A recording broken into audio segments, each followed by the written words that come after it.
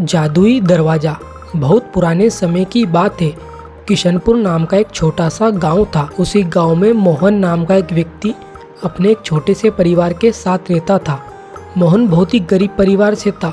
वे दुकानों पर छोटा मोटा काम करके अपने पूरे परिवार का गुजारा चलाता और वहीं दूसरी ओर उसी गांव में एक शिव भगवान का मंदिर था और उस मंदिर पे हर रोज़ गरीबों को भोजन कराया जाता था। तो मोहन का परिवार भी उसी मंदिर पे एक टाइम का भोजन खा लिया करता था। फिर इसी तरह सब ठीक चल ही रहा था कि फिर कुछ दिनों के बाद अब मंदिर पे भोजन मिलना बंद हो गया और वहीं दूसरी ओर मोहन को भी अब काम मिलना बंद हो गया, जिसके चलते मोहन की आर्थिक स्थिति बहुत ज़्यादा खराब हो गई। और फिर एक दिन मोहन की पत्नी विमला मोहन से कहने लगी, अरे सुनिए जी, आपका भी कामकाज आजकल सही नहीं चल रहा है और मंदिर पे भी भोजन मिलना बंद हो गया है और अगर ऐसे ही चलता रहा तो हमारा गुजारा कैसे चलेगा। तभी फिर विमला की पूरी बात सुनने के बाद मोहन कहने लगा, हाँ विमला, तुम बिल्कुल ठीक कहती हो, हमारी आर्थिक स्थिति बहुत ही ज़्यादा खराब हो चुकी है। फिर इसी तरह कुछ दिन बीत गए पर मोहन को अभी भी कहीं काम नहीं मिला। फिर मोहन के पास इतने पैसे भी नहीं थे कि वे घर का खाने का राशन ला सके।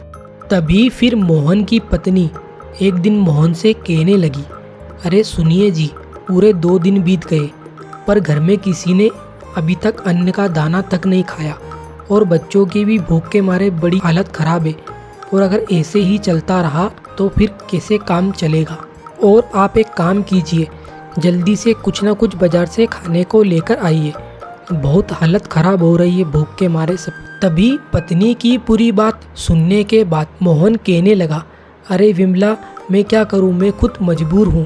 मैंने कई दुकानदारों से विनती की कि मुझे एक छोटा मोटा काम दे दो पर मुझे कहीं भी काम नहीं मिला और तुम चिंता मत करो, मैं अभी कुछ ना कुछ तुम्हारे लिए खाने को लेकर आता हूँ। तभी फिर मोहन गाँव के कई दुकानदारों के पास गया और उनसे जाकर मोहन ने विनती की कि मुझे कुछ थोड़ा बहुत खाने का राशन दे दो और इसके पैसे मैं तुम्हें बाद में दे दूंगा। पर किसी भी दुकानदार ने उसे बिना पैसे के उधार देने से मना कर दिया। तभी फिर मोहन निराश हो गया और फिर वे सोचने लगा कि घर पर पत्नी और बच्चे भूखे हैं, अगर मैं उनके लिए कुछ खाने को लेकर नहीं गया तो उनकी हालत बहुत ख़राब हो जाएगी, मुझे कैसे भी करके कुछ खाने को लेकर जाना ही होगा। तभी फिर गाँव में किसी भी दुकानदार के यहाँ से कुछ खाने का राशन ना मिलने के कारण मोहन को मजबूर होकर एक होटल से खाना चुराना पड़ा और फिर वे उसे लेकर अपने घर पहुंचा। फिर मोहन घर पहुंचकर अपनी पत्नी से कहने लगा कि ये लो खाना और इसे जल्दी से खा लो और बच्चों को भी खिला दो, बहुत देर से भूखे हैं। तभी फिर मोहन की पत्नी विमला मोहन से कहने लगी, अरे आपके पास तो पैसे थे ही नहीं, फिर ये खाना आप कहाँ से लाए। तभी पत्नी की पूरी बात सुनने के बाद मोहन कहने लगा, अरे विमला, पहले तुम खाना खा लो, बाकी बात हम बाद में करेंगे। फिर खाना खाने के बाद मोहन अपनी पत्नी विमला से कहने लगा, अरे विमला, आज मुझसे बहुत बड़ी गलती हो गई, आज मुझे मजबूर होकर एक होटल से खाना चुराना पड़ा और मैं करता भी क्या, कुछ स्थिति ऐसी थी जिसके कारण मुझे आज ये रास्ता अपनाना पड़ा।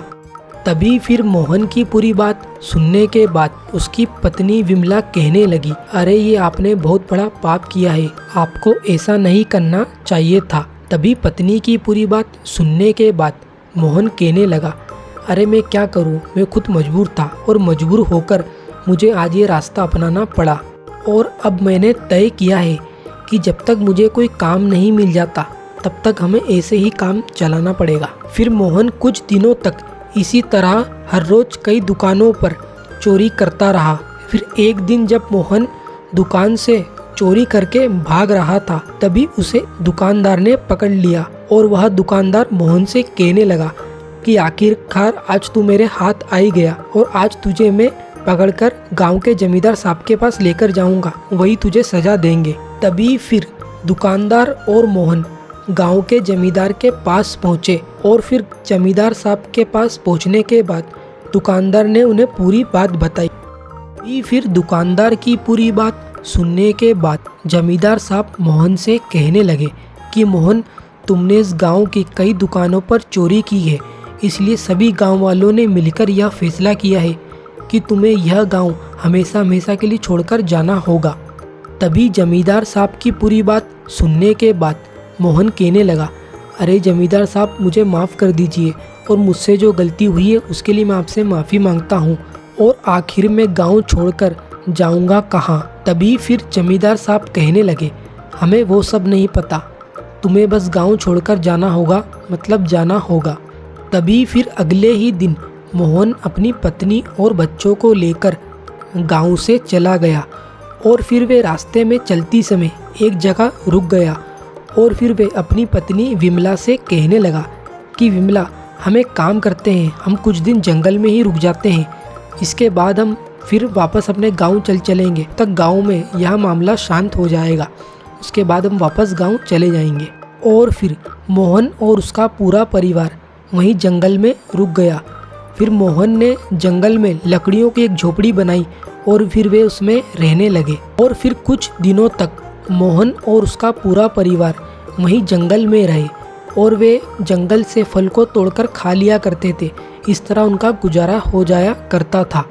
फिर इसी तरह मोहन और उसके पूरे परिवार के जंगल में कुछ दिन तो अच्छे से कट गए। फिर एक दिन जब मोहन और उसका पूरा परिवार गहरी नींद में था, तभी अचानक रात को उनके घर के बाहर एक शेर आया, और शेर की आवाज़ को सुनकर फिर मोहन की नींद खुल गई। तभी फिर उसने दरवाजे से झांक कर देखा तो बाहर एक शेर था। फिर मोहन ने अपनी पत्नी को जगाया और फिर वे कहने लगा, अरे जल्दी से उठो, बाहर एक शेर है, और बच्चों को भी उठाओ, नहीं तो वो हम सबको मार डालेगा, और जल्दी से यहाँ से चलो।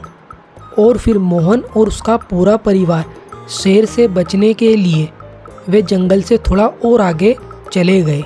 फिर मोहन और उसकी पत्नी विमला जंगल से थोड़ा और आगे चलते हुए एक नदी किनारे पहुंच गए, और फिर उन्होंने वहां पर देखा कि आगे जाने का तो कोई रास्ता ही नहीं है, और उन्हें वहां पर एक बंद दरवाज़ा दिखाई दिया।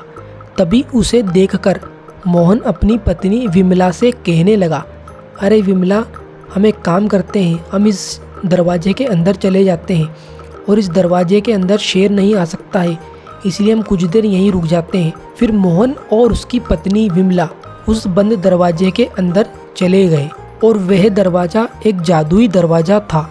और फिर जैसे ही मोहन और उसकी पत्नी विमला उस जादुई दरवाजे के अंदर गए, तभी उन्होंने देखा कि वहाँ तो बहुत अंधेरा है, और उन्हें वहाँ पर कुछ दिखाई भी नहीं दे रहा था।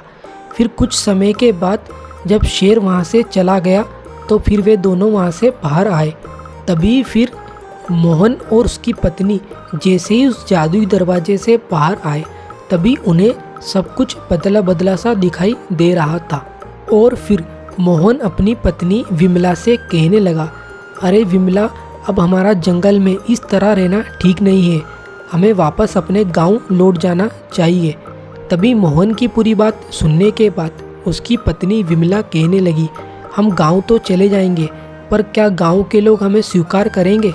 तभी मोहन कहने लगा, अब जो कुछ भी हो देखा जाएगा, पर हमें वापस गांव तो जाना ही होगा। फिर मोहन और उसकी पत्नी विमला वापस से गांव पहुँचे। तभी उन्होंने वहाँ देखा कि उन्हें सब कुछ बदला बदला सा दिखाई दे रहा है, और सब लोग उनसे इस तरह बात कर रहे हैं कि जैसे वहाँ पर कुछ हुआ ही नहीं हो। तभी यह सब देखकर मोहन अपनी पत्नी विमला से कहने लगा, अरे हो सकता है हमें गांव वालों ने माफ़ कर दिया होगा, चलो अच्छा है, अब हम यहीं रहेंगे। और फिर मोहन और उसका पूरा परिवार वहीं गांव में रहने लगे। और फिर मोहन को उसी गांव में एक सेठ जी के यहाँ पर काम मिल गया, और फिर मोहन उनके यहाँ पर काम करने लगा, और फिर इसी तरह सब ठीक चल रहा था। तभी फिर एक दिन सेठ ने मोहन को बुलाया, और फिर वह सेठ मोहन से कहने लगा कि मोहन, तुम्हें जंगल से लकड़ियाँ काट कर लाना है, और जिसके लिए तुम्हें जंगल में जाना होगा। तभी सेठ की पूरी बात सुनने के बाद मोहन जंगल से लकड़ियाँ काटने के लिए जंगल में पहुंच गया। और फिर वे जंगल में पहुंचने के बाद सोचने लगा कि जब से मैं उस बंद दरवाजे के अंदर गया हूँ, तब से मुझे सब कुछ बदला सा दिखाई दे रहा है और वह एक साधारण सा दरवाज़ा नहीं था, वह जरूर चमत्कारी दरवाज़ा था। इस बात का मुझे पता करने के लिए वापस से उस दरवाजे के अंदर जाना होगा। फिर यही सोचकर उस जादुई दरवाजे के पास पहुंचा। तभी उसे वहां पर एक संत मिले और फिर मोहन ने उन संत को पूरी बात बताई। तभी मोहन की पूरी बात सुनने के बाद वे संत कहने लगे, हाँ मोहन, यह एक जादुई दरवाज़ा है और इसे मैंने ही तैयार किया था। इस दरवाजे के अंदर यदि कोई व्यक्ति अपनी इच्छा लेकर जाता है तो ये दरवाज़ा उसकी इच्छा को अवश्य पूरा कर देता है और इस दरवाजे के अंदर हम जो सोचकर जाएंगे वो इच्छा हमारी पूरी हो जाए। और शेर से बचने के लिए जब तुम इस दरवाजे के अंदर गए तब तुम यह सोच रहे थे कि अगर हम गांव में होते तो कितना अच्छा होता। बस वही बात तुम्हारी इस दरवाजे ने सुनी और इसी कारण तुम्हें वहाँ पर सब बदला सा दिखाई दे रहा है। तभी फिर संत की पूरी बात सुनने के बाद मोहन वहाँ से चला गया और फिर मोहन वापस अपने गांव पहुंचा और घर पहुंचकर उसने अपनी पत्नी विमला को पूरी बात बताई और फिर मोहन अब उसका पूरा परिवार उसी गांव में अब अच्छे से रहने